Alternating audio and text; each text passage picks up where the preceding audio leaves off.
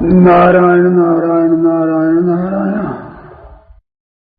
पाप करने को मैं उद्यत हो गया, केवल पाप घटना घट जाए जबरदस्ती वो नहीं, मेरा मन हो गया पाप करने के लिए तैयार हो गया, परंतु भगवान ने ऐसी कृपा की जो पट बचा लिया मेरे को। ऐसे एक दूसरे संत ने कहा कि ऐसा ऐसा मौका हुआ, मैं बिल्कुल पतन की तरफ जा ही रहा था और बस हो गया और मौका भी आ गया, परंतु दूसरा आदमी आ जाता है उसी समय और मैं बच गया।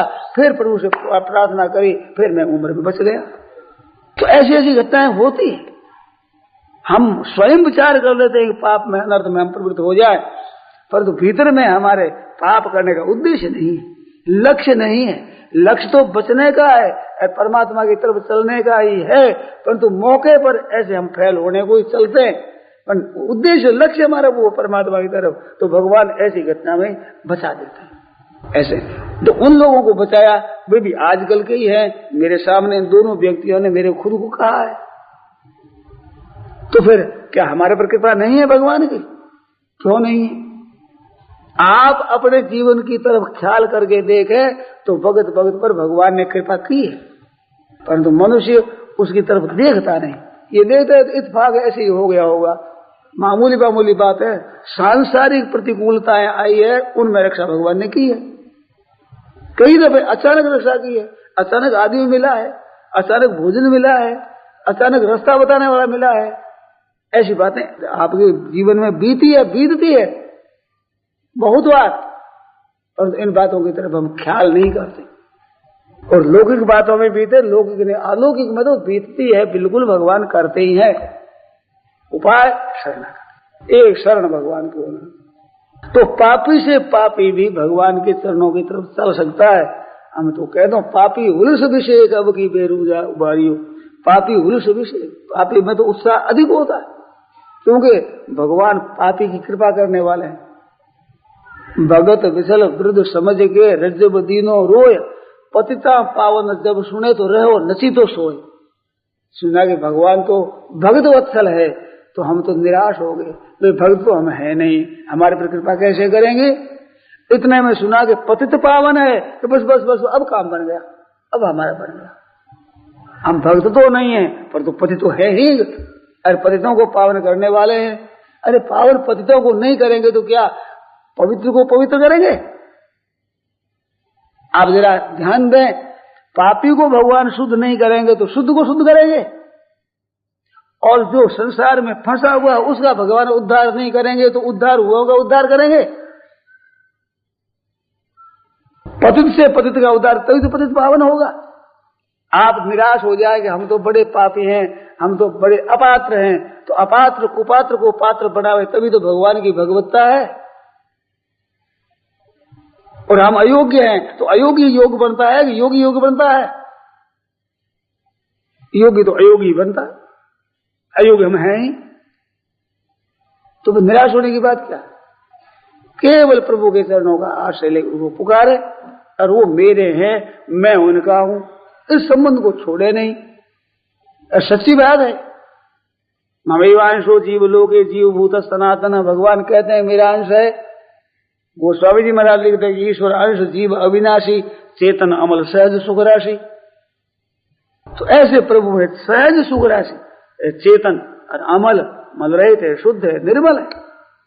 सो माया बस भय उगसाई, माया के बस में हो गया, परंतु है वैसा परमात्मा का अंश। आप हम नहीं जानते, क्या भगवान भी हमारे को नहीं जानते हैं? आप जाने तो भी भगवान जानते हैं, आप न जाने तो भी भगवान जानते हैं, आप न माने तो भी भगवान मानते हैं तुम्हारे को, तो आप माने तो भी भगवान मानते हैं।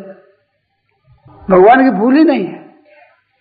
आप आस्तिक हो चाहे आप नास्तिक हो जाए, नास्तिक होने पर भी भगवान की कृपा कम नहीं होती है, भगवान का स्नेह कमी नहीं होता है। आप चाहे भगवान को संसार मात्र से उठा देना चाहते हैं, ऐसा आंदोलन करें तो भी भगवान आप पर कृपा तो भी करेंगे। क्यों भक्तों पर ही कृपा करें, औरों पर कृपा न करें, ऐसा भगवान के है नहीं। सूर्य सर्वभूता नाम, प्राणी मात्र के सूर्य है वो, चाहे पापात्मा पुण्यात्मा किसी जोनी में कैसा ही किसी धर्म में कोई ज्ञान हो, तभी वो भगवान है।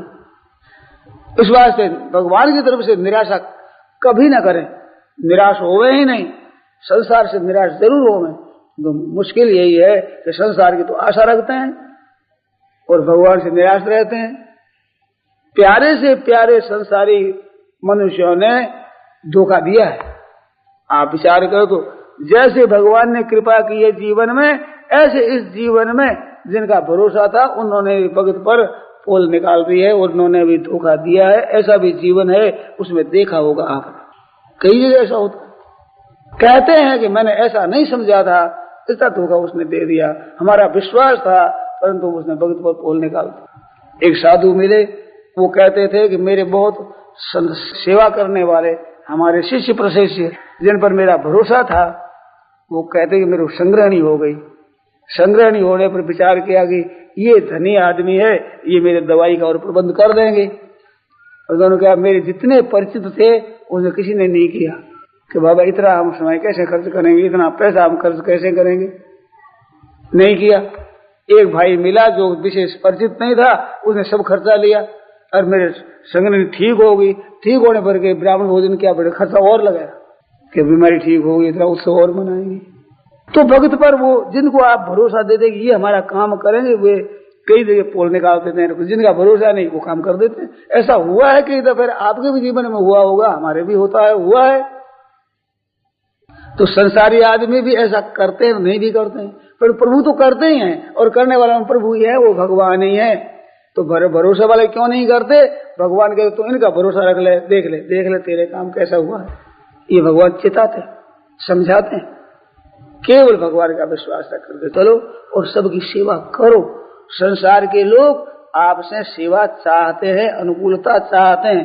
दो चीज लोग चाहते हैं, एक तो आप कमा करके धन ला करके दो, और एक शरीर से कट करके परिश्रम करो। ये दो चीज चाहता है संसार। आपके कुटुंब दो चीज चाहते हैं, अरे भगवान दो ही चाहते हैं। भगवान चाहते हैं कि मेरे को अपना मानो और याद रखो। बस याद रखना और अपना मानना, ये तो भगवान चाहते हैं।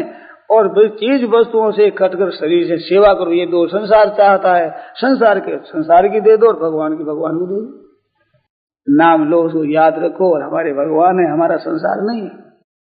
संसार केवल सेवा करने के लिए, तो सेवा करने के लिए हम संसार के हैं, लेने के लिए नहीं। तो माम एकम शरणम व्रज अभिचय सुदुराचारो भजते माम अनन्य भाग साधुरेव सम्मंतव्य सम्यक व्यवसतो हि क्षिप्रम भवति धर्मात् अशश्वत शांति निगच्छति कौन्तेय प्रतिजानीहि न मे भक्त प्रणश्यति। राम राम राम। थोड़ा सा कीर्तन कर लें।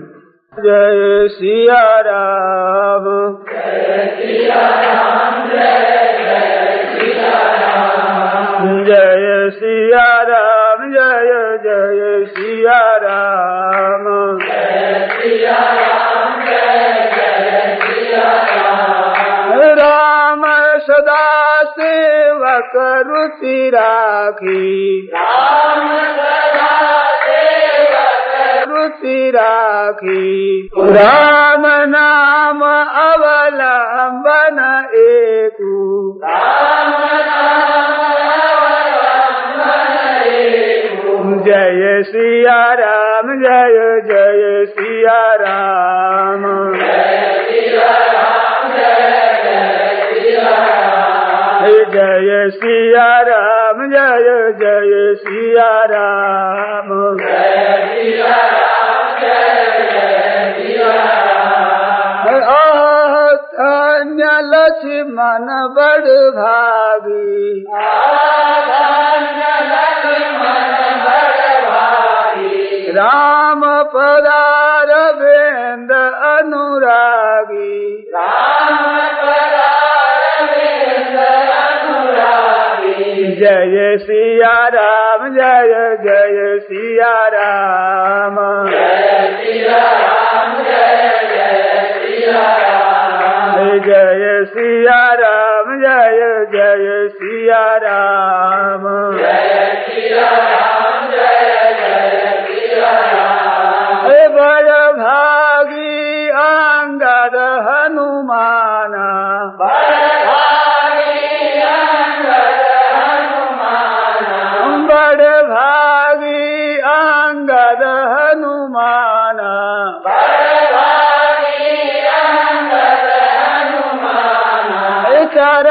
कमल चापत विधि नाना,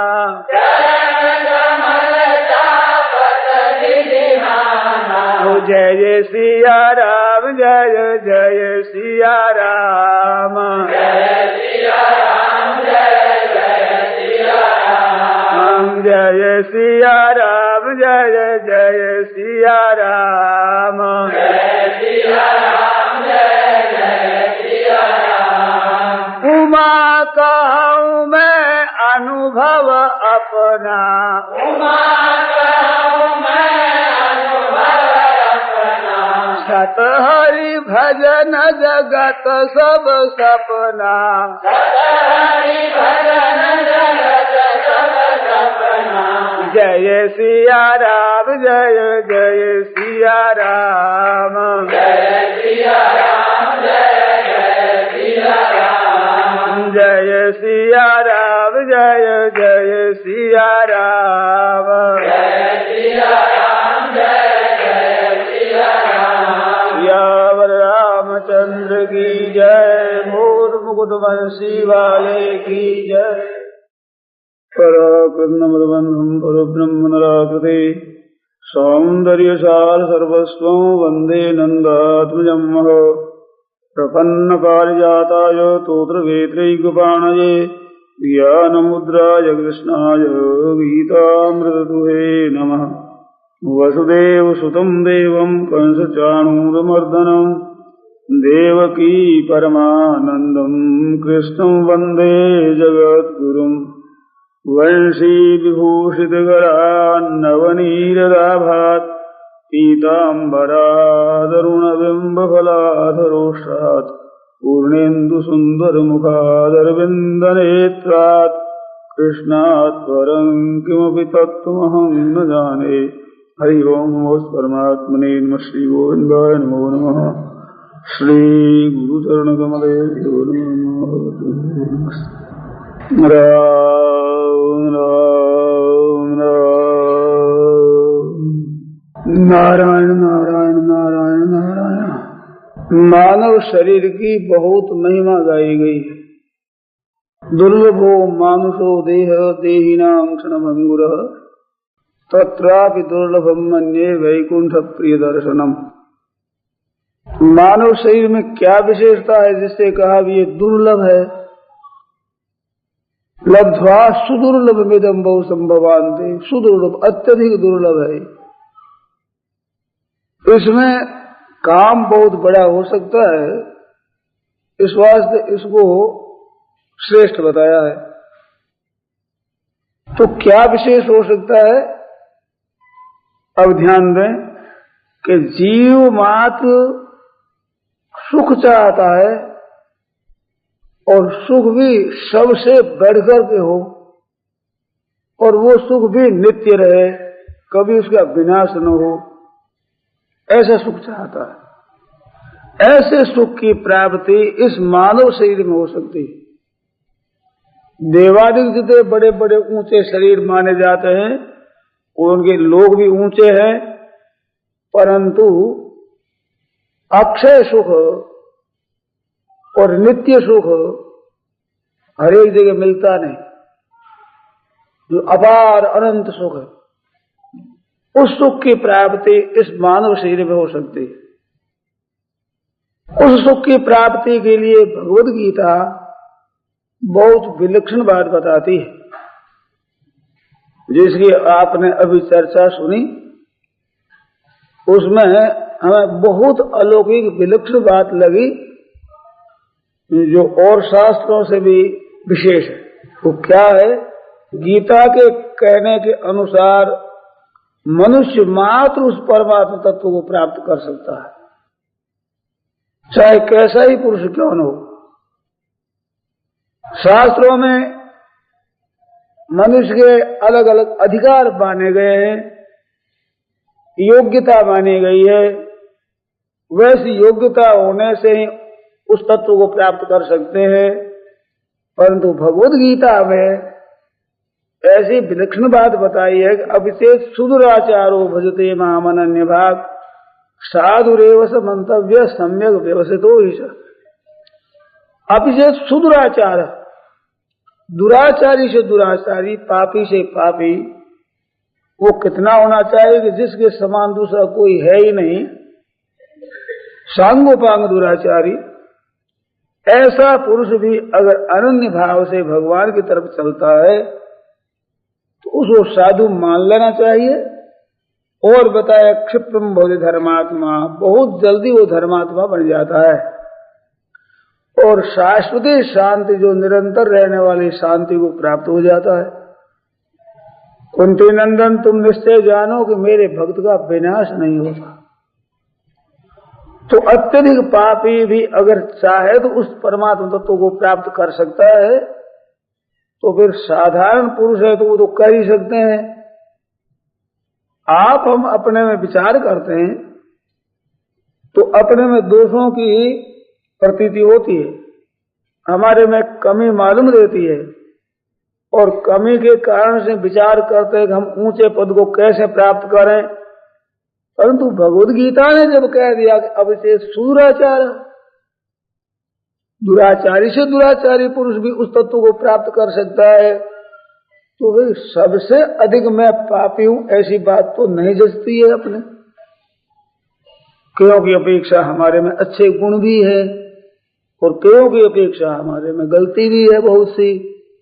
परंतु दुनिया मात्र में जितने जीव जंतु मनुष्य आदि हो सकते हैं, सबसे अधिक मैं पापी हूं ऐसा तो मन स्वीकार नहीं करता है।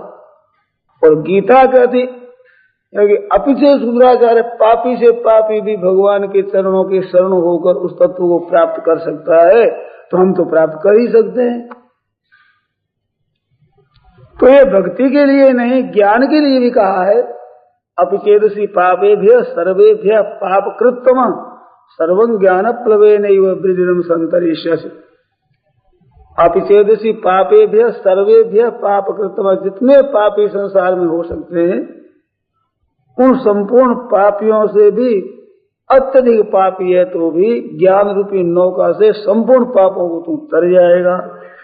तो मालूम होता है कि ज्ञान भी ऐसे पापी को कोई प्राप्त हो सकता है। भक्ति प्राप्त होती, ज्ञान भी प्राप्त हो सकता है। ज्ञान के लिए शास्त्रों ने साधन चतुष्टय संपन्न बताया है। विवेक हो, वैराग्य हो, समाधि संपत्ति हो और मुमुक्षुता हो, ये साधन चतुष्टय 4 साधनों के सहित होता है। वो फिर श्रवण का अधिकारी होता है। अरे श्रवण के बाद में मनन है, मनन के बाद निधिध्यासन है और निधिध्यासन के बाद उस तत्व की प्राप्ति है, जो भी एक तत्व पदार्थ संशोधन। ऐसे ज्ञान के अंतरंग 8 साधन बताए हैं। तो 8 साधनों को करने से उस तत्व की प्राप्ति होती है। और गीता कहती है कितनी पवित्रता होती है जिसमें, इतनी पवित्रता होने पर वो बोध हो सकता है। भगवद गीता कहती है अभिचेदसी पापेभ्य सर्वेभ्य पाप कृतम, अधिक से अधिक पापी हो वो भी ज्ञान रूपी नौका से पापों को तर जाएगा। तो उसके लिए भी ऐसी बात बताई। तो आप और हम इन बातों को सुन करके और परमात्मा तत्व की प्राप्ति की हिम्मत कर सकते हैं, तो हमारे को भी वो तत्व मिल सकता है। कितनी विलक्षण बात है। भगवद गीता के पढ़ने से किसी भी मनुष्य को परमात्मा की प्राप्ति से निराश नहीं होना चाहिए। सांसारिक विभूति दो को भी एक समान नहीं मिल सकती। रुपये भी अगर देखे जाए तो 2 आदमियों को भी बराबर रुपये मिले हुए नहीं है, किसी कम ज्यादा ऐसे ही होता है। निरोगता भी बराबर 2 को भी नहीं मिली है। ऐसे मान आदर सत्कार भी 2 को भी बराबर नहीं मिला है। संसार में पढ़ाई भी सबको 2 को एक समान नहीं मिली है। और परमात्मा तत्व की प्राप्ति सबको हो सकती है, वो समान हो सकती है। अरे कौन सी हो सकती है? जो शिव जी भगवान शिव हैं, नारद हैं, सनकादिक ऋषि हैं, वशिष्ठ हैं, विश्वामित्र हैं, आदि आदि बड़े भारी महापुरुष हुए हैं पहले, जिनके यश शास्त्रों में गाए गए। उन महापुरुषों को जो तत्व मिला वही तत्व आज आपको हमारे को मिल सकता है। और सबको समान रीति से मिलेगा, उससे कम ज्यादा नहीं कि भाइयों को तो कुछ और मिलेगा, बहनों माताओं को कुछ और मिलेगा, गृहस्थों को तो तब तो कुछ और मिलेगा, तो साधु सन्यासियों को कुछ और ही मिलेगा, ऐसी बात नहीं।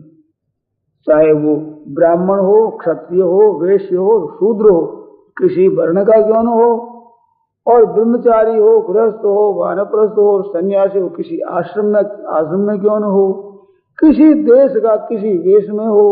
पर ये भी नहीं है कि भाई हिंदुओं का ही इसमें कायदा है, मुसलमान हो, हिंदू हो, ईसाई हो, पारसी हो, यहूदी हो, कोई ज्ञान हो, मनुष्य मात्र के लिए इतना सरल और हिम्मत जिसमें हो जाए ऐसा मार्ग भगवद गीता ने बताया।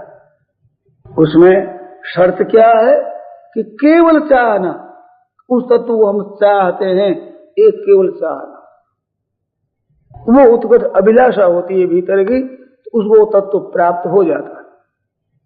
इसमें भाग्य का प्रतिबंध नहीं है, भाई भाग्य में लिखा हो तो मिलेगा, नहीं तो नहीं मिलेगा। धन संपत्ति वैभव के लिए चाहना भी हो, पुरुषार्थ भी किया जाए और भाग्य साथ देगा तो उसकी सिद्धि होगी, परंतु पारमार्थिक सिद्धि के लिए ये बात बिल्कुल कितनी विलक्षण बात है, कितनी अलौकिक बात है। कैसा ही मनुष्य ज्ञान हो, वो उस परमात्मा तत्व को प्राप्त हो सकता है। उसके लिए भी भगवद गीता ने एक विशेष सरल मार्ग बताया है कि माम एकम शरणम व्रज, मेरी शरण हो जाए। कोई बात अभिषेक शुद्धाचार हो, पापी से पापी, दुराचारी से दुराचारी हो, क्योंकि हे नाथ, हे प्रभु, मैं आपके शरण। श्री गोस्वामी जी महाराज कहते हैं, मोह हार्यो बहुविध जतन करी, अतिशय प्रबल अजय। महाराज, इस मन पर विजय करने के लिए मैं बहुत यत्न किया, बड़ा बड़ा परिश्रम किया, परंतु अतिशय प्रबल, बड़ा भारी प्रबल है, अजय है, इस पर मैं विजय नहीं प्राप्त कर सका हूं, तो क्या करूं। ऐसे हो भगवान के शरण और कहते हैं, तुलसीदास बस हो ही तभी जब प्रेरक प्रभु बरजे। आप संचालन करने वाले हैं, ये अनंत संसार की रचना करने वाली प्रकृति, उस प्रकृति के भी संचालक आप हैं, आपके सिवाय कोई संचालक दूसरा है नहीं। न त्वत्समोस्तभ्यधिगत कुतोन्यो लोकत्रयेप्य प्रतिम प्रभाव। अर्जुन कहते हैं, हे नाथ, त्रिलोकी में आपके समान भी कोई नहीं है, तो अधिक कैसे होता, कोई होगा ही नहीं। ऐसे आप संचालक हैं, सबके प्रेरणा देने वाले, सबके मालिक, आपके शरण हो नाथ, ये मेरा मन वश में नहीं होता। तो प्रेरक प्रभु बरजे, वो जब मना कर दे तो मन की क्या मजाल है कि वो कुछ भी तू भी कर सके। और सज्जनों, भगवान की शरण होकर पुकारने से ही काम होता। वो शरणागति कब होती है कि जब अपने में निर्बलता का अनुभव करता है। सुने नहीं मैंने, निर्बल के बलराम, अपने में किसी बल का अनुभव नहीं कर रहा है, तो वो उस तत्व को प्राप्त कर सकता है। ये निर्बलता दो तरह की होती है। एक निर्बलता ऐसी है कि जिस काम को हम कर नहीं सकते, मानो हो ही नहीं सकता हमारे द्वारा, वो निर्बलता है। जैसे किसी को कहा जाए कि भाई इस हाल को उठा करके और जरा थोड़ा समुद्र के किनारे वहां रख दो, तो क्या एक मनुष्य कोई इसको है जो का त्यों उठाकर वहां रख दे? नहीं रख सकते। तो निर्बलता है।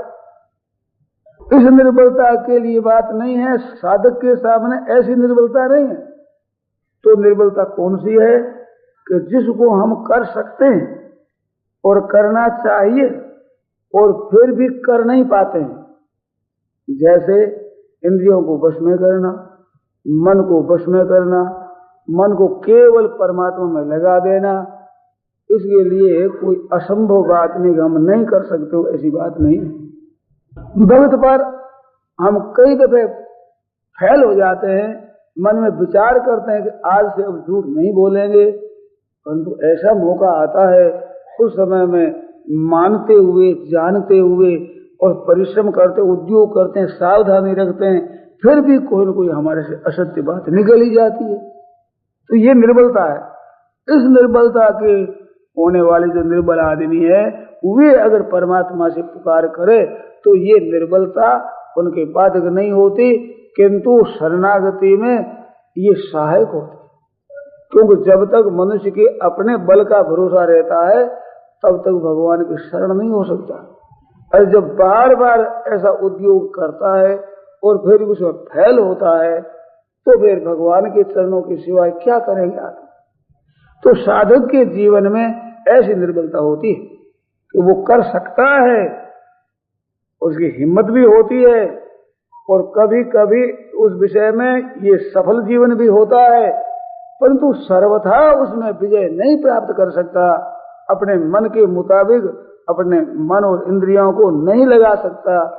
ऐसी निर्बलता जहाँ होती है वहां वो शरण होता है और उसके शरणागति की बात भगवान उसके शरण की बात सुनते हैं और उसकी कृपा से वो काम उसका होता है। तो सज्जनों, ऐसे ही तो निर्बल होते हैं साधक। हम लोगों में अगर देखा जाए तो विचार करते हैं, सोचते हैं, जब सत्संग की बात सुनते हैं, सत्शास्त्रों को हम पढ़ते हैं, औरों को साधन करते हुए देखते हैं तो हमारे मन में हिम्मत आती है कि ऐसा हम भी कर सकते हैं और हम करते भी हैं, परंतु सर्वथा उसमें सफल जीवन नहीं होती, फैल हो जाते हैं।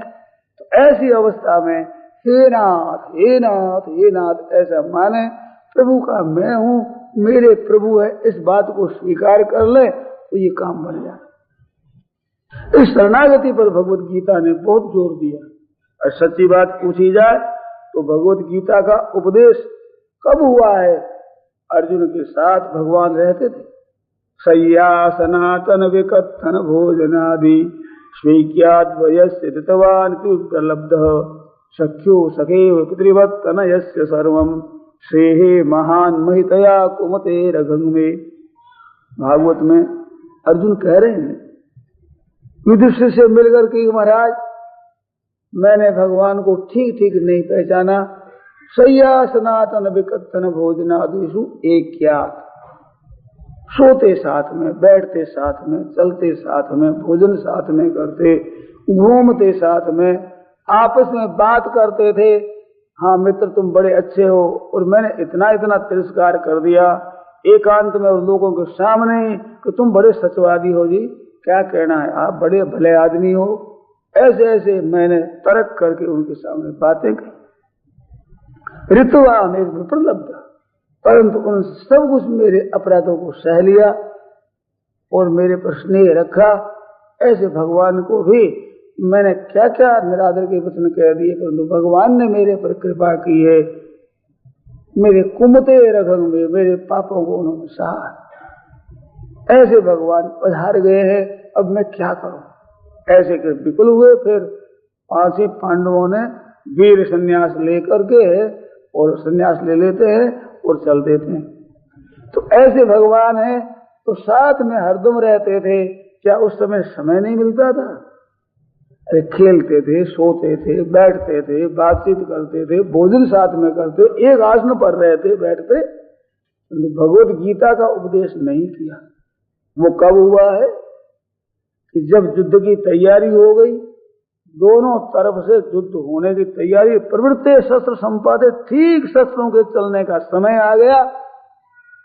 ऐसे समय में अर्जुन कहता है कि दोनों सेनाओं के बीच में रथ को खड़ा करो, मैं जरा देखूं इनको, जो दुर्योधन के पक्ष में आए हैं, युद्ध करना चाहते हैं, तो देख तो लूं जरा मेरे साथ 2 हाथ करने वाला कौन है। बड़ी शूरवीरता से ऐसे कहा और भगवान ने आज्ञा पालन की। जैसे कहा अर्जुन ने वैसे ही जाकर बीच में रथ को खड़ा कर देते हैं और कहते हैं कि देखो कुरुन पश्चिम कौरव तुम देख लो। ऐसे देखा तो अपने कुटुंबी मालूम दिए, सब के सब अपने कुटुंबी संबंधी है और ये सब के सब मर जाएंगे, बड़ा नुकसान होगा। ऐसा विचार करके मोह प्रकट हुआ। उस मोह से विषाद हुआ, बड़ा दुख हुआ मन में। ऐसे दुखी होकर और कहता है कि महाराज मैं क्या करूं, शादिमान तो आम प्रपन्न हे नाथ, मैं आपके शरण हूं, मेरे को शिक्षा दीजिए, मैं क्या करूं। ऐसे घबरा गए हैं। तो भगवान ने उपदेश दिया तो जब तक जीव भगवान के सन्मुख नहीं होता तब तक इसके उद्धार में देरी लगती है। बस केवल इसी तरह से हम घबरा करके भगवान को पुकारें, इस एक बात को भगवान देखते हैं, तुम्हारे में त्याग कितना है, वैराग्य कैसा है, तुम्हारे आचरण पहले कैसे रहे हैं, तुमने क्या क्या काम किए हैं। ऐसे अनर्थों की तरफ भगवान नहीं देखते, जब वो व्याकुल हो जाते। तो केवल लालसा होने से ही और शरण होने से गीता का उपदेश हुआ है आरंभ, और उपदेश के बाद समाप्ति हुई है। तो अंत में भगवान ने कहा कि माम एकम शरणम व्रज, हे नाथ मैं आपके शरण हूं। ऐसे भगवान आज्ञा देते, तमेव चाद्यम पुरुषम प्रपद्ये, इस रीति से। तो भगवान कहते हैं ऐसे तू शरण होगा, संपूर्ण पापों से मैं मुक्त कर दूंगा, तू चिंता मत कर। अब इस बात को लेकर आप लोगों के सामने एक बात कही जाती है, इसी भाव की आप विशेष ध्यान देकर के सुने। अब क्या अवस्था हुई कि जीव के एक तरफ तो परमात्मा है और एक तरफ ये प्रकृति से है उत्पन्न हुआ संसार है, और दोनों के बीच में ये है। ये भगवान की तरफ भी चल सकता है और संसार की तरफ चल सकता है। इसमें सामर्थ्य है परमात्मा की तरफ चलने की, परंतु माया मोह इतना विलक्षण है कि इसको मन में समझता है कि त्याग कर दो, परंतु त्याग होता नहीं। कभी कभी कर भी देता है, परंतु ठीक उस पर कायम नहीं रहता, फिर विचलित हो जाता है। तो योग्यता है, इसका त्याग करके प्रभु की तरफ चलने की सामर्थ्य है, परंतु फिर भी ये इसमें फैल होता रहता है। तो ऐसे अवस्था में इसके लिए आवश्यक क्या है कि भगवान के सन्मुख हो जाए और संसार से विमुख हो जाए। ये खास बात है। संसार से विमुख होने का तात्पर्य संसार में न रहे, साधु बाबा बन जाए, कहीं चले जाए, जंगल में चले जाए, ये नहीं है। संसार से सुख की आशा का त्याग कर दे और संसार की सेवा करे, ये संसार से विमुख होना। अपने माता पिता है, भाई भौजाई भतीजे है, अपने स्त्री पुत्र है, बहनों माताओं के लिए सास ससुर है, देवर जेठ है, पति पुत्र है, इन सबको कैसे सुख पहुंचे, कैसे आराम पहुंचे, कैसे इनका भला हो, अपनी शक्ति के अनुसार और धर्मशास्त्र की नीति के अनुसार, लोक मर्यादा के अनुसार इनकी मैं सेवा करूं, और इनसे मेरे कुछ नहीं चाहिए। ये संसार से विमुख होना है। सुख लेने के लिए हम नहीं हैं, हम इनकी सेवा करने के लिए है, ऐसा विचार करें। और भगवान हमारे हैं, हम भगवान के हैं, ऐसे भगवान के सन्मुख हो जाए। संसार के हम हैं, हमारा संसार है, किस दृष्टि से, किस अर्थ में, कहते केवल सेवा करने का। क्यों है ऐसा कि संसार की हम बात देखते हैं तो हमसे सेवा चाहते, माता पिता भी सेवा चाहते हैं, भाई बंधु भी सेवा चाहते हैं, बाल बच्चे भी सेवा चाहते हैं, हमारे अनुकूल बने, ये इनके लालसा है। तो हम अपनी शक्ति के अनुसार उनके अनुकूल बने, उनको सुख पहुंचावे, परंतु वे बदले में हमें सुख पहुंचावे, हमें अच्छा माने, इस आशा का त्याग कर दें। ये संसार से विमुख होना।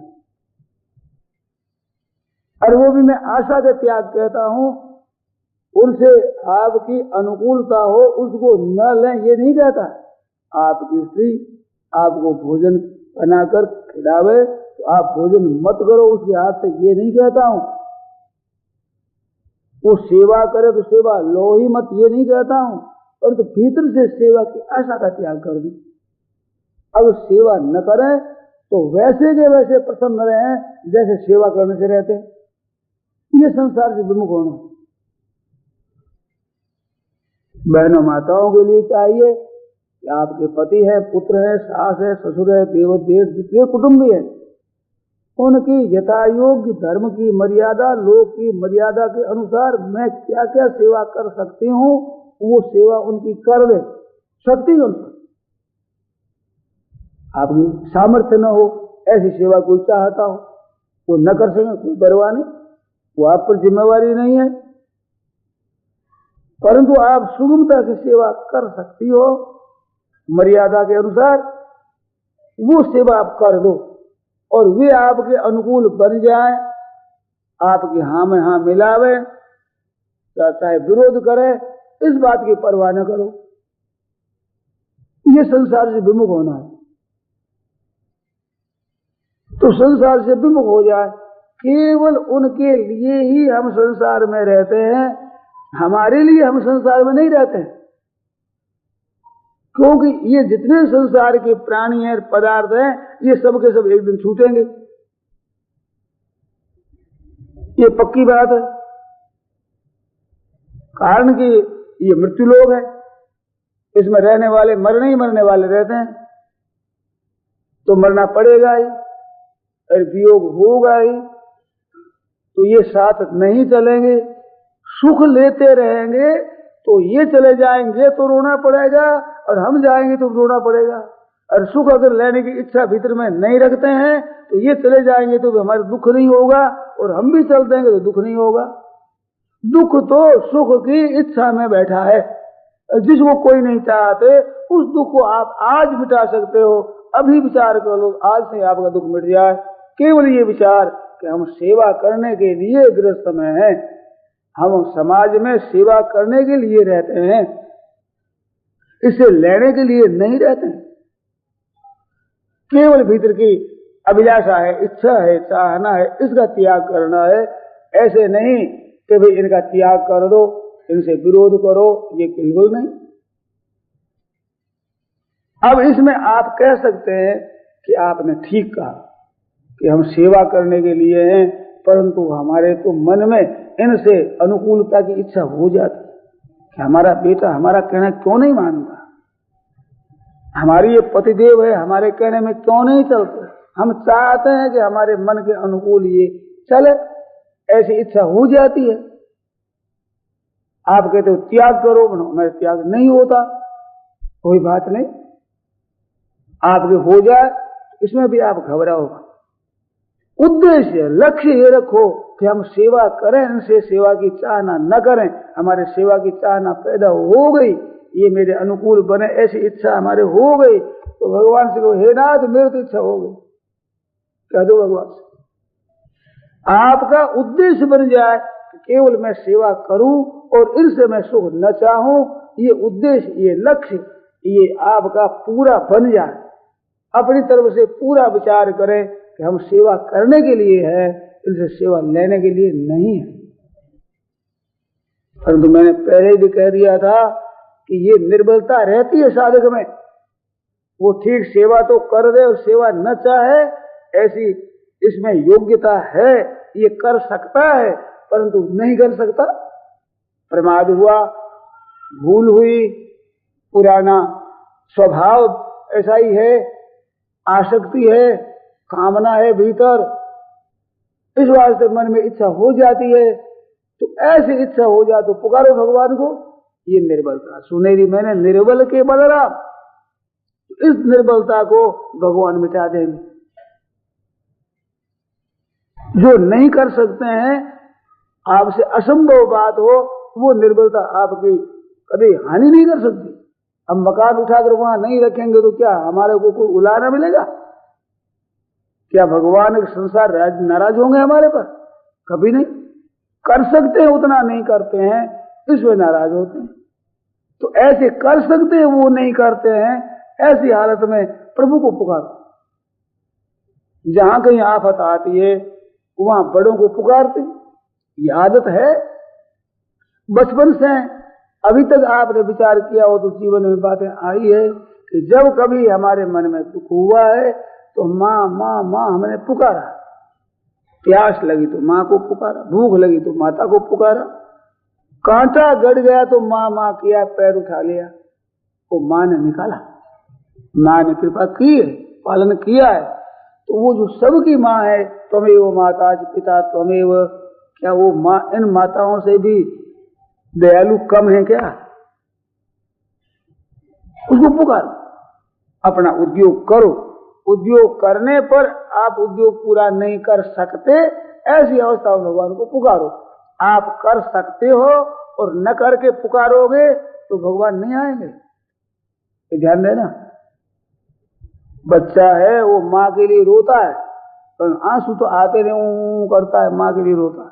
लोग कहते बच्चा रो रहा है, कहते आंसू आया ही नहीं है, ठगता है, माँ नहीं आएगी। अरे प्रभु तो अंतर्यामी, वे भीतर से देखते हैं, आपकी व्याकुलता ठीक तरह से नहीं है तो वो नहीं सुनेंगे, परंतु भीतर से आप आरत हो जाए।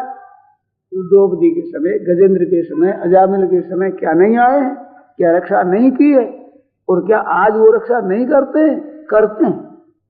ऐसे आज के जमाना में लोगों ने पुकार करके देखा है, उनका काम हुआ है, असंभव काम संभव हो गया है।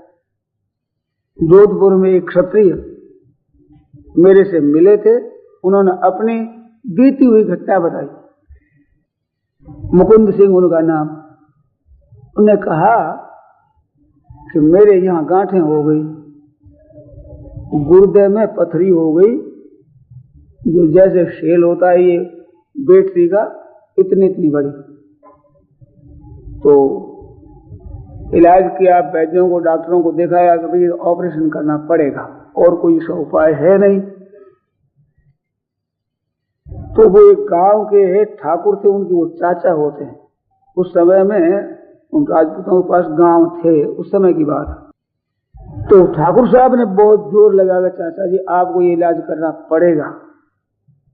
ज्यादा दबाया तो वो कराना चाहते नहीं थे। क्यों नहीं चाहते थे? उनके एक तो देवी का इष्ट था, तो मैं दूसरे का सहारा क्यों लूं, ये बात थी। और एक बहुत बड़ी भारी उन मन में ग्लानि थी कि मैं अस्पताल में भर्ती होऊंगा और नर्सा काम करेगी और नर्सा मेरे अंग को देखेगी, परिस्थिति मेरे अंग को कोई न देखे, किसी को भी, ऐसा बात है। परंतु वो नर्सें देखेगी, इसका मन में बड़ा दुख था उनके। और सबने दबाया तो अंत में उन्होंने स्वीकार कर लिया, परंतु मन में ग्लानि इस बात की रही कि दूसरी स्त्रियां मेरे को देख लेगी, ठीक नहीं है, इसका बड़ा दुख था मन में। तो ठीक है, आज उपवास कर लिया जाए। उपवास कर दिया, भर्ती कर दिए। डॉक्टरों ने देख लिया कि अमुक जगह ऐसी ऐसी ग्रंथि है, वो निकालना है। सब कुछ हो गया। रात भर रहे, रात्रि में पुकारा अपनी शक्ति देवी को, अपने इष्ट को, कहते माँ ऐसी कृपा करो जो मैं इस आफत से छूट जाऊं। कोई बहन मेरे यहाँ इन भाग को देखे नहीं, ऐसी कृपा करो। क्या करूं मैं, कैसे करूं? ऐसे कर प्रार्थना करी। नींद आ गई। नींद में सपना आया। सपने में वो जंगल में चले गए। जंगल में गए, साथ में साधु थे, कोई पुरुष थे, आगे जाते थे। कोई बाबा जी कुटिया मिल गई, उसमें वो भर्ती हो गए। वहां एक वृद्ध संत बैठे और 2-3 और उनके शिष्य थे। वृद्ध संत बोलते हैं क्या है तेरे? महाराज मेरी बीमारी है। इधर आओ, आगे के लेट हो जाओ, फिर जाओ। मेरे को लेटा दिया, लेटा करके और कहा लाओ छुरा लाओ। अपने चेलों से कहा, ला करके छीटा लगाया, निकाल कर देखा ये गांठ है, देखो ये निकल गई, ये छोटी थी वो निकल गई, ये निकल 2-3 गांठ निकाल दी और बाहर पक गए। वो छोटी छोटी और है, कोई परवाह नहीं, इसे कुछ अर्ज नहीं होगा। तो ऐसे ऐसे करके कपड़ा बांध दिया, अब जाओ, भेज दिया। इधर नींद खुलती है तो गांठ नहीं है, ना घाव है न बादल, गांठ नहीं है। विजय सिंह जी झालामंड के ठाकर, उनके सामने मुकुंद सिंह जी ने मेरे को खुद ने ये बात सुनाई। शायर मल जी जो वह काम करते रेलवाई में, उन्होंने ये लिख करके दी, कल्याण में पुराने में छपी है। उसमें शायर मल्ली की जगह सागर मल्ली लिख लिया है। ये मेरे सामने बीती हुई घटना है। तो भगवान की तरफ सच्चे हृदय से पुकारता है तो ऐसे काम होते हैं। पर उनके एक तो विश्वास माँ पर भरोसा है, भगवान और शक्ति पर, देवी पर। वो माता रूप से मानो, पिता रूप से मानो, वो परमात्मा एक ही है। अल्लाह खुदा नाम से बोलो, राम कृष्ण आदि के नाम से बोलो, चाहे शक्ति नाम से, लक्ष्मी नाम से, काली नाम से, दुर्गा नाम से बोलो, आपके जहां विश्वास हो, जिस नाम से आपका विश्वास हो, उसी नाम से पुकारो, उनका काम होता है। कोई घाव नहीं। डॉक्टर ने सुबह आकर देखा कि बात क्या है, न टट्टी हुई है, न पेशाब हुआ है, न बाहर कोई चीज निकली है, रोगांठ नहीं है, बात क्या हुआ? आश्चर्य किया उन लोगों। तो ये लौकिक काम होते हैं तो अलौकिक काम क्यों नहीं होंगे? हमने ये बात सुनी है संतों से, पुस्तकों में पढ़ी है कि लौकिक पुकार तो भगवान सुने अथवा न भी सुने, परंतु जो कल्याण चाहता है, उद्धार चाहता है, उस पुकार को भगवान जरूर सुनते हैं। जैसे कोई बालक है और आग सुलग रही है, वो चमकते हुए अंगारों को देख करके वो लेने के लिए दौड़ता है, तो मां नहीं लेने देती, घुटनों के बल चलता है, शक्ति नहीं है विशेष, तो चमकते हुए अंगार को पकड़ना चाहता है, मां नहीं जाने देगी, रोने लग जाए, उस रोने की परवाह नहीं करेगी, आग नहीं पकड़ने देगी, वो रोना सह लेगी, परंतु आग पकड़े वो बात मां नहीं सह सकती। परंतु वो दूध के लिए रोवे और वो भी मां ना पिलावे क्या, वो रोना नहीं सह सकती मां। इसी तरह से जीव अपने उद्धार के लिए भगवान से प्रार्थना करता है, रोता है, वो रोना भगवान नहीं सह सकते। आप भोगों के लिए, पदार्थों के लिए, रुपयों के लिए, मान बढ़ाई के लिए, रोग के लिए, दुख दूर करने के लिए, संसार के पदार्थ प्राप्त करने के लिए रो, तो ये सुन भी सकते हैं, नहीं भी। क्यों? ये मिटने से क्या होगा? रोग मिटेगा फिर दूसरा रोग हो जाएगा, दूसरी तीसरा रोग हो जाएगा, फिर मर जाएगा, ये क्या होगा? धन मिल भी जाएगा तो नष्ट हो जाएगा। ऐसी पुकार को भगवान सुने भी न भी सुने, परंतु सच्चे हृदय से अपना कल्याण चाहता है, उद्धार चाहता है, वो बात भगवान न सुने, असंभव बात। तुम जिसके लिए मानव शरीर मिला, उसकी पूर्ति के लिए भगवान सदा मदद करने को तैयार। पारमार्थिक उन्नति के लिए हम चलते हैं, भगवान तैयार है, भगवान के भक्त तैयार है, शास्त्र तैयार है, धर्म तैयार है। ये जनता, आज कलयुग की जनता भी सच्चे हृदय से परमात्मा की तरफ चलने वाले को जानने के लिए सच्चा चलता है, उसकी रोटी कपड़ा रहने का प्रबंध करने वाली आज दुनिया तैयार है, रक्षा करने वाली, सेवा करने वाली। चोर और डाकू जो डाका डालते हैं, चोरी करते हैं, लूटपाट करते हैं, लोगों को मार सकते हैं, मार देते हैं, ऐसे आदमी जंगलों में संतों की सेवा करते हैं, समझ लेते हैं कि ये तो पारमार्थिक मार्ग में चलने वाला है, सच्चा भक्त है, उनके ऐसी बात होने पर उनकी सेवा करते हैं चोर और डाकू। ये आज जमाने में, इस जमाने में भी ऐसी बात। तो सच्चे हृदय से भगवान की तरफ चलने में कौन बाधक हो सकता है? बाधक नहीं, सब के सब सहायक होते हैं, प्रकृति सहायक होती, जनता सहायक होती, भगवान सहायक होते हैं, धर्म सहायक होते हैं, शास्त्र सब सहायक होते हैं, सबके सब अनुकूल बन जाते हैं जब वो परमात्मा तत्व को चाहता है। केवल एक लालसा होती है, तो वो लालसा होने पर आप ऐसे घबरावे नहीं कि हम तो इतने पक्के नहीं हैं, हम तो भगत भगत पर फेल हो जाते हैं, परवाह मत करो। आप अपनी धुन छोड़ो मत, इसमें निराश मत हो। निराश होना भी इसमें बड़ा भारी अपराध है, निराश होना एक बड़ी भारी बाधा है। भगवान से निराश मत हो। संसार की तो आशा में फेल होंगे और भगवान की आशा में सदा सिद्ध होंगे, इसमें कभी भी आपको फेल नहीं होना पड़ेगा। तुलसी सीता राम कहू, दृढ़ राखो विश्वास, कबहू बिगड़े ना सुने रामचंद्र के दास। यहां कभी बिगाड़ नहीं होता। तो वही शरणागत भगवान के चरणों की शरण हो जाओ, और हम सनाथ है, ऐसा भीतर में बल होना चाहिए मन में कि हम साधारण से साधारण हैं, भक्त ऊंचे दर्जे के नहीं हैं, सदाचारी भी हम नहीं हैं, परंतु भगवान हमारे हैं, हम भगवान के हैं। क्या निर्बल बालक माँ का बालक नहीं होता? क्या हृष्टपुष्ट बलवान बालक ही माँ का बालक होता है? ऐसे भजन ध्यान करने वाले ही भगवान के होते हैं, क्या निर्बल भगवान के नहीं होते हैं? अरे भाई, माँ का बेटा शरीर है तो शरीर हृष्टपुष्ट हो तो माँ का, शरीर से निर्बल हो तो ही माँ का है। ऐसे भगवान के यहाँ भजन ध्यान त्याग वैराग्य आदि है, इससे पुष्ट है, वो भगवान का है। परंतु ये चीजें नहीं है, महान निर्बल है, साधन की संपत्ति बहुत कम है, तो क्या वो भगवान का नहीं है? अरे निर्बल है वो तो पहले है माँ का, बीमार की माँ सेवा पहले करेगी, स्वस्थ की अपेक्षा। छोटा भोला बालक है, उसका पालन पहले करेगी, जो बड़े बालक है सयाने उनसे। इस तरह से भगवान धर्मात्मा पुण्यात्मा है, उनकी भी रक्षा करते हैं। पर पापात्मा होकर पुकार उठता है तो ये पुण्यात्मा साधु संत पहले धरे रहेंगे, पहले उनकी रक्षा करेंगे। वो देखते हैं कि बेचारा ये निर्बल है, कर नहीं सकता, चाहता है भगवान को। जो धर्मात्मा पुण्यात्मा संत महात्मा जिस परमात्मा तत्व को चाहते हैं उसी तत्व को वो चाहता है, परंतु उसके पास बल नहीं, उसमें सदाचार नहीं है, सद्गुण नहीं है, साधन संपत्ति नहीं है। ऐसा निर्बोल हो गए, चाहता है उसी को।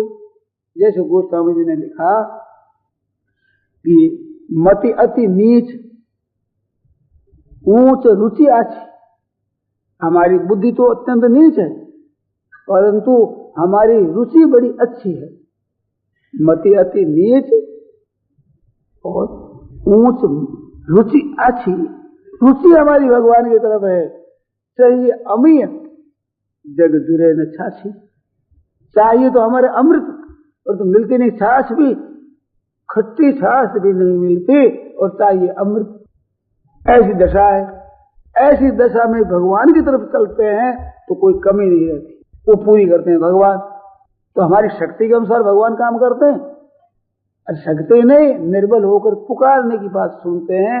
और निर्बल के बलराम सुने भी मैंने, निर्बल के बलराम। निर्बल होकर भगवान से पुकार करता है। तो निर्बल क्या है? हमारे पास में विवेक नहीं है, वैराग्य नहीं है, हमारे पास त्याग नहीं है, हमारे पास सहिष्णुता नहीं है। हम ऐसे हैं कि जो कुछ भी भगवान की आज्ञा के अनुसार आचरण कर सकते नहीं है। कर सकते हैं फिर करते नहीं है। प्रमाण है हमारे, हम कर सकते हैं, परंतु हम भगत भगत फैल होते हैं। और नियत हमारी करने की है, ये जरूर चाहिए। नियत न करने की नहीं चाहिए। हम कर पाते नहीं है, परंतु हम करना चाहते नहीं है। वो चाहना हमारी तीव्र होनी चाहिए। और जहां कहीं हम फैल हो जाते हैं वहां हृदय में जलन होती है, दुख होता है कि नाथ मैं क्या करूं, मैं फैल होना नहीं चाहता, परंतु मैं क्या करूं, फैल हो गया। उसकी जलन होती है, दुख होता है, करना वैसा चाहते हैं फिर भी नहीं करते। ऐसी हालत में भगवान सहायता जरूर करते हैं, जरूर करते हैं, जरूर करते हैं। तो शरण होने से हम कैसे ही क्यों न हो, कैसे ही हमारे आचरण रहे हो, भगवान देखते नहीं। पहले की बात नहीं देखते कि तुमने कैसा कहा था, क्या क्या काम किया है। महाराज अनर्थ हमने किए। संतों ने कहा है, कौन वो पाप है जो किए नहीं मैंने, और जय जो गए भूल सो लिए उधारे। ऐसी खेप भरी रची पची गए, चकित भये लख गए बन जा रहे। गोस्वामी तुलसीदास जी महाराज, सूरदास जी महाराज जैसे संत ये बात कहते। कौन सा पाप था वो संसार में जो मैंने नहीं किया? पापों को खूब संग्रह कर लिया, अपनी शक्ति पूरी लगाई पापों के करने में। और जो गए भूल गए, कोई पाप नहीं बना तो उधार ले लिया। और से वो पाप करने वाला है उसकी निंदा करके उससे उधार लिया कि भैया हमारे पाप कम है, ऐसे मैंने ले लिया। ऐसी खेप भरी रची पची के अच्छी तरह से हमने खेप भरी है। चकित भये लख के बंजारे, जो मार ढोने वाले बंजारे भी चकित हो गए। ऐसे मेरे पाप हैं, अब तेरे सुनो ब्रजराज दुलारे। कहते हैं सूरदास जी, हे नाथ अब मेरी टेर सुनो, मैं क्या करूं, कहां जाऊं। तो उनकी सुनते हैं भगवान। भगवान पापों से नहीं डरते हैं। पाप रूपी क्रिया मनुष्य ने की और उसको दूर नहीं कर सकते भगवान से। भगवान क्या है? उनके सामने ऐसी कोई चीज नहीं है जो असंभव हो। और भगवान तो कर्तुम अकर्तुम और अन्यथा कर्तुम समर्था, कर भी सकते हैं, नहीं भी करते, उल्ट फेर भी करने में सदा समर्थ है। कोई ऐसे असमर्थ है ही नहीं। जिसमें पापों से छुड़ा देना कौन बड़ी बात है? भगवान के लिए, हमारे लिए बड़ी भारी बात है। तो ऐसे प्रभु के चरणों का आश्रय ले उनको पुकारे। केवल लालसा यही कि संसार से विमुख हो जाऊं और भगवान हे नाथ आपके सन्मुख हो जाऊं, ये लालसा जो मैंने कही, ये बात खास बात। अब भगवान के सन्मुख होने में भी हम चाहते तो हैं, पर तो जैसा चाहते वैसा जब भी नहीं होता, जैसा चाहते वैसा मन भी नहीं लगता, जैसा चाहते वैसा प्रेम नहीं आता, जैसा चाहते वैसी रुचि नहीं होती। पर तुम चाहते जरूर है, चाहिए हमें, हमें चाहिए वो चीज, हम निराश नहीं होंगे, बार बार फेल होने पर भी निराश नहीं होंगे। बड़ी भारी बात आई है कि भगवान से तो निराश हो जाते हैं और संसार की आशा रखते हैं। तो संसार की आशा आज दिन तक किसी की पूरी नहीं हुई, अरबों वर्षों से सृष्टि चली आ रही है, इसमें इतिहास में एक आदमी को आप नहीं बता सकते कि संसार की इच्छा उसकी पूरी हुई, कभी नहीं हुई। तो फिर आपकी पूरी कैसे हो जाएगी? क्या नई सृष्टि रचना होगी? क्या रिवाज नया हो जाएगा? क्या पदार्थ नए हो जाएंगे? ये किसी की पूरी नहीं हुई, और भगवान के तरफ चलने वालों की पूरी हुई तो हमारी भी होगी। कह सकते हो हम कलयुगी जीव है, तो कलयुगी है तो और ज्यादा दया के पात्र, विशेष कृपा के पात्र है। समय ऐसा ही है, ऐसे समय में हम प्रभु की तरफ खूब चल सकते हैं। तो शरण हो गए, हे नाथ, हे प्रभु ऐसे पुकारे मन ही मन।